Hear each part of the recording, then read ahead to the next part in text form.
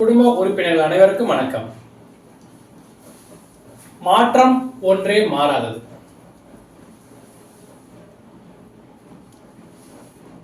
மாற்றம் என்பது இன்றியமையாத ஒன்று. ஒவ்வொருவருடைய வாழ்க்கையில் மட்டுமில்ல, ஒரு நாடு முன்னேற வேண்டும் என்றால், ஒரு வளர்ச்சியை நோக்கி போக வேண்டும் என்றால் மாற்றம் கண்டிப்பா தேவை. நீங்க எந்த துறையை வேண்டுமானாலும் இருக்கலாம், மாற்றம் இல்லாட்டி அங்க எதுவுமே வெற்றி அடைய முடியாது. அப்ப மாற்றம் எந்த அளவுக்கு முக்கியத்துவம் வாய்ந்ததுங்கிறது நம்ம முதல்ல உணரணும். இதே நம்ம அப்பா வளர்ந்த காலங்களும் சரி, அப்பாவோட அப்பா வளர்ந்த காலங்களும் சரி, நம்ம வளர்ந்த காலங்களும் சரி, இப்ப நம்மளுடைய பிள்ளைகள் வளரக்கூடிய காலங்களும் சரி, ஆக மொத்தத்துல ஒரு ஜெனரேஷனுக்கு ஒவ்வொரு விதமான மாற்றங்கள் இருக்கு. இப்ப நான் ஒரு அதிகாரத்துல இருக்கேன், தம்பி தண்ணி கொடுங்கன்னு சொல்லி கேட்கிறேன். ஆனா யாரும் தண்ணி கொடுக்க மாட்டாங்க. ஒரு தடவை சொல்லலாம், 2 தடவை சொல்லலாம். ஆனா நமக்கு எப்ப தெரியுமா தேவைப்படும்? நமக்கு வேற வழியே அப்படின்னு ரொம்ப விக்கல் வந்துகிட்டே இருக்கையில வேற வழியே இல்லை அப்படின்னா நான் மற்றவங்க உதவி எதிர்பார்ப்பேன். ஆனா யாரும் செய்ய மாட்டாங்க. அப்ப என்ன பண்ணுவேன்? நானே போய் எடுத்தாந்து குடிச்சா என்னுடைய அந்த விக்கல் நின்று போயிடும். இது எதுக்காக சொல்றேன் அப்படின்னா, நம்மளுடைய வளர்ச்சிக்கு மாற்றங்கிறது கண்டிப்பா தேவை. அந்த மாற்றத்தை நம்ம எப்ப உணர்றோம்? இந்த உலகத்துல நம்ம என்னதான் செஞ்சாலும் சரி, அப்பா பிள்ளைகளுக்கு செய்யாலும் சரி, பிள்ளைங்க அப்பா மேல பாசமா இருந்தாலும் சரி, ஏதோ ஒரு உறவுகள் இருக்கட்டும், நம்ம எவ்வளவுதான் பாசமா இருந்தாலும், எவ்வளவுதான் அன்பா இருந்தாலும், எல்லாம் ஒரு கட்டத்துக்கு மேல வேற லெவல்ல போயிடும். என்னதான் செஞ்சாலும் அந்த ஒரு குறை கண்டுபிடிச்சுக்கிட்டே இருக்கிற கூட்டம் அந்த உலகத்துல நிறைய இருக்கு. நம்ம அதை பத்திலாம் எதுவுமே கவலைப்படக்கூடாது. நம்ம ஜெயிக்கணும் அப்படின்னா நம்ம என்ன மாறணும், நமக்கு வளர்ச்சிக்கு என்ன நம்ம செய்யணும் அப்படிங்கிறத நம்ம திங்க் பண்ணி அதுக்கான ஸ்டெப்பை எடுத்து போய்கிட்டே இருக்கும். இப்ப ஒரு எறும்பு கிட்ட இருந்து கத்துக்கிற பாடம் அது எவ்வளவு சுறுசுறுப்பா போகுது தெரியுமா? ஒரு எறும்பு மாடுன்னு சொல்றோம்.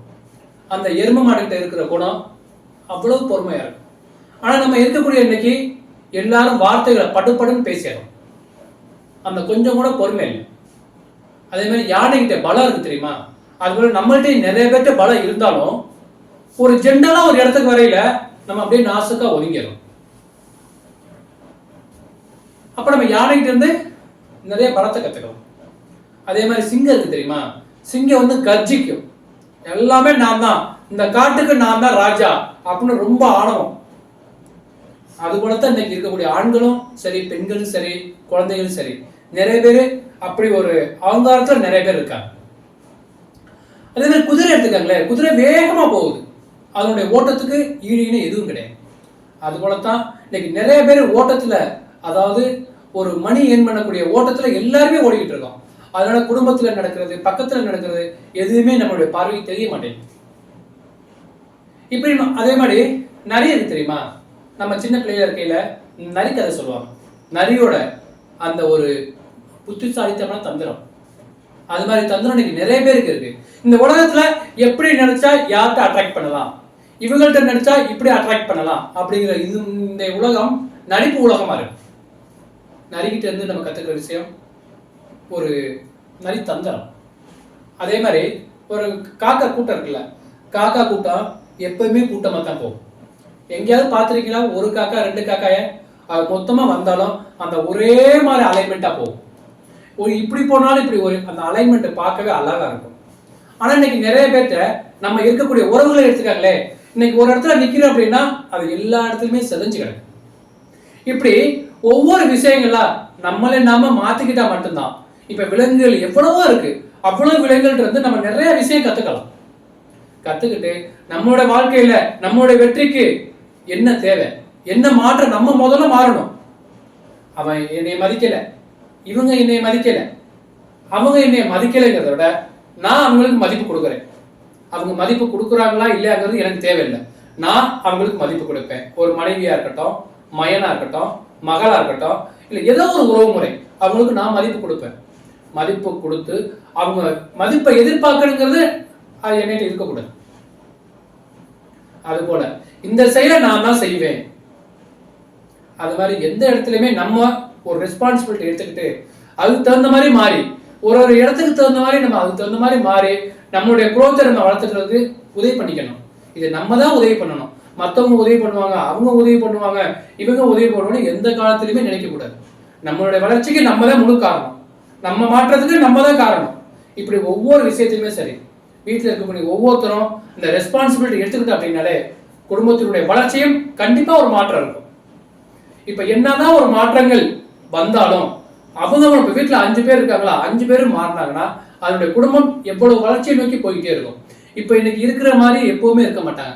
இப்ப நான் இதே உங்கள்கிட்ட பேசுறேன்ல, இது 10 வருஷத்துக்கு முன்னாடி பார்த்தோம்னா என்னுடைய ஸ்பீச் எல்லாம் வேற மாதிரி இருக்கும். இப்ப இன்னைக்கு உங்கள்கிட்ட பேசுறேன் அப்படின்னா அதுக்கு நான் மாறணும்னு நான் முதல்ல நினைச்சது.